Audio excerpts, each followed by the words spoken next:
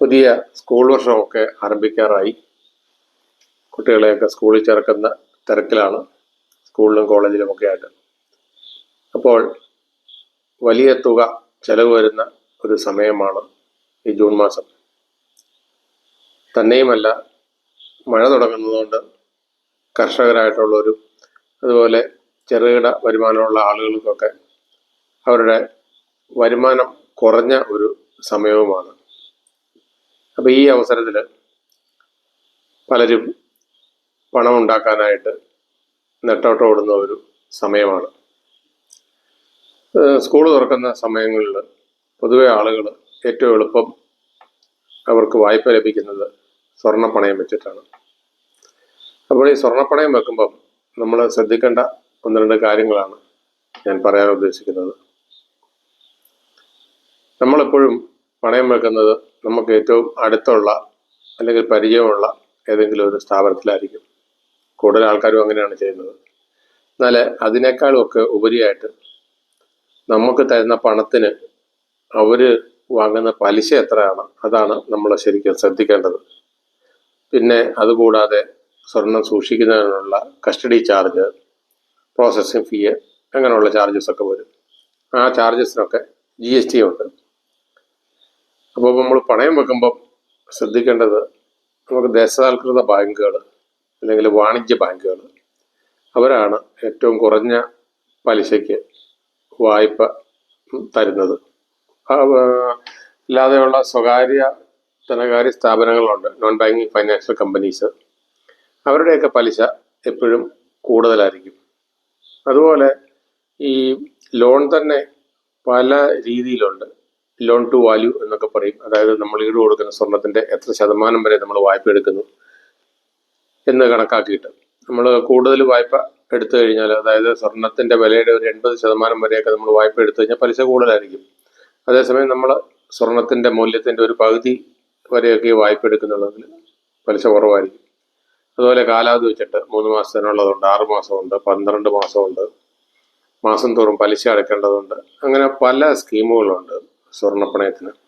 ഇതെല്ലാം നമ്മുടെ സൗകര്യത്തിനാണോ എന്ന് ചോദിച്ചു കഴിഞ്ഞാൽ നമുക്ക് പൂർണ്ണമായിട്ടും നമുക്കത് പറയാൻ പറ്റത്തില്ല. ബാങ്കുകൾ എങ്ങനെ അവരുടെ ലാഭം വർദ്ധിപ്പിക്കാമെന്നുള്ള ബാങ്കിൻ്റെ കണക്കുകൂട്ടലിൽ നിന്നാണ് ഈ സ്കീം എല്ലാം ഉണ്ടാക്കിയേക്കുന്നത്. അപ്പോൾ ഈ പണയം വെക്കുന്നതിന് മുമ്പ് തന്നെ ഈ പലിശ നിരക്ക് എത്രയാണെന്നും മാസം തോറും അടയ്ക്കേണ്ടതാണെന്നും മാസം തോറും അടച്ചു കഴിഞ്ഞാൽ നമുക്ക് പലിശ കുറവുണ്ടോയെന്നും ഇങ്ങനെയുള്ള കാര്യങ്ങളൊക്കെ നമ്മൾ എപ്പോഴും കൃത്യമായിട്ട് നമ്മൾ മനസ്സിലാക്കണം. നമുക്ക് ജീവിത ചെലവ്, ദൈനംദിന ജീവിത ചെലവ് ഭയങ്കരമായിട്ട് കൂടുകയാണ്. പ്രത്യേകിച്ച് ഇപ്പോൾ ഈ ഗൾഫ് യുദ്ധത്തിന് ശേഷം പെട്രോളിൻ്റെയും ഡീസലിൻ്റെയും എല്ലാം വില കൂടി, എല്ലാ സാധനങ്ങളുടെയും വില കൂടി. ജീവിക്കാനായിട്ട് നമ്മൾ വളരെയധികം ബുദ്ധിമുട്ടുകയാണ്. അപ്പോൾ ആ സമയത്ത് നമ്മൾ അറിയാതെ തന്നെ നമ്മുടെ കയ്യിൽ നിന്ന് പണം പോകുന്ന ഒരു പരിപാടിയാണ് ഈ സ്വർണ്ണപ്പണയം വെക്കുന്നത്. അപ്പോൾ അതുകൊണ്ട് നമ്മൾ പണയം വെക്കുമ്പോൾ എപ്പോഴും ദേശസാൽകൃത ബാങ്കുകൾ പ്രിഫർ ചെയ്യുക.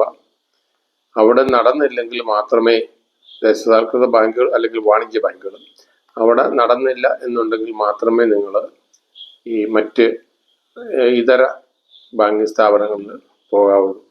അപ്പോൾ എപ്പോഴും നമ്മൾ പണയം വെക്കുന്നതിന് മുമ്പ് അതിൻ്റെ കാലാവധിയും പലിശയും നമ്മൾ ചോദിച്ച് മനസ്സിലാക്കി ഒരു 2-3 ബാങ്കിലെങ്കിലും പോയി ചോദിച്ച് ഏറ്റവും കുറഞ്ഞ പലിശയുള്ള സ്ഥലത്ത്, ഏറ്റവും ചെറിയ പ്രോസസ്സിങ് ചാർജുള്ള സ്ഥലത്ത് നമ്മൾ സ്വർണ്ണപ്പണയം വെക്കാനായിട്ട് നിങ്ങൾ ശ്രദ്ധിക്കണം. അതുപോലെ മറ്റൊരു കാര്യമുള്ളത്, ഈ സ്വർണത്തിന് ഒരു കാലാവധിയുണ്ട്. ഞാൻ പറഞ്ഞ 3 മാസം അല്ലെ 6 മാസം അല്ലെങ്കിൽ 1 വർഷം. ഈ കാലാവധിക്ക് മുന്നായിട്ട് തന്നെ നമ്മൾ പുതുക്കി തിരിച്ചെടുക്കാൻ പറ്റിയില്ലെങ്കിൽ നമ്മൾ ആ പണയം പുതുക്കി വെക്കാന്ന് പറയും. പലിശ അടച്ചിട്ട് നമ്മൾ വീണ്ടും പുതിയൊരു കാലാവധിക്കായിട്ട് അത് എടുത്തു വെക്കും. അങ്ങനെ ചെയ്തില്ല എന്നുണ്ടെങ്കിൽ ബാങ്കുകൾ പലപ്പോഴും 2% തൊട്ട് 4% പ്രതിമാസം പലിശ ഈടാക്കാനുള്ള സാധ്യതയുണ്ട്. നമ്മൾ ആദ്യം കോൺട്രാക്ട് വെച്ചിരിക്കുന്ന പലിശ നിരക്കിൻ്റെ പുറമെയാണ് ഈ പലിശ വരുന്നത്. ഇതൊക്കെ വെറുതെ നമ്മുടെ ശ്രദ്ധക്കുറവുകൊണ്ട് നമ്മുടെ പോക്കറ്റ് ചോരാനിടയുള്ള കാര്യങ്ങളാണ്. അപ്പോൾ ആ കാര്യങ്ങൾ ശ്രദ്ധിക്കണം. പിന്നെ തൽക്കാലത്തേനാണെങ്കിലും നമുക്ക് പെട്ടെന്ന് കിട്ടും എന്നോർത്തുകൊണ്ട് ക്രെഡിറ്റ് കാർഡുള്ളവർ ക്രെഡിറ്റ് കാർഡിൽ നിന്ന് പണം എടുക്കാറുണ്ട്.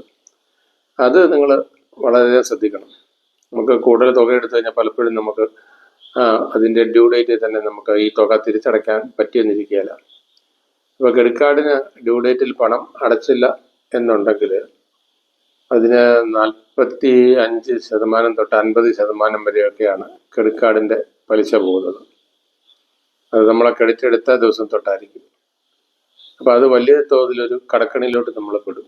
അപ്പോൾ ഇതുപോലെ വലിയ ചിലവ് വരുന്ന സമയത്ത്, പ്രത്യേകിച്ച് സ്കൂൾ തുറപ്പ് പോലത്തെ സമയത്ത് നമ്മൾ ക്രെഡിറ്റ് കാർഡ് കൊടുത്ത് സാധനം മേടിച്ച് അത് നമുക്കൊരു വായ്പയായിട്ട് നമ്മൾ ഉപകരിക്കാമെന്ന് വിചാരിച്ചു കഴിഞ്ഞാൽ ഈ രീതിയിലുള്ള സാമ്പത്തിക നഷ്ടം വരും. അപ്പോൾ ഈ വക കാര്യങ്ങൾ നിങ്ങൾ പണം വെക്കുന്ന സമയത്ത് അല്ലെങ്കിൽ പണം ഉണ്ടാക്കാൻ ശ്രമിക്കുന്ന സമയത്ത് ഈ വക കാര്യങ്ങൾ ഒന്ന് ശ്രദ്ധിച്ചു കഴിഞ്ഞാൽ നല്ലതായിരിക്കും.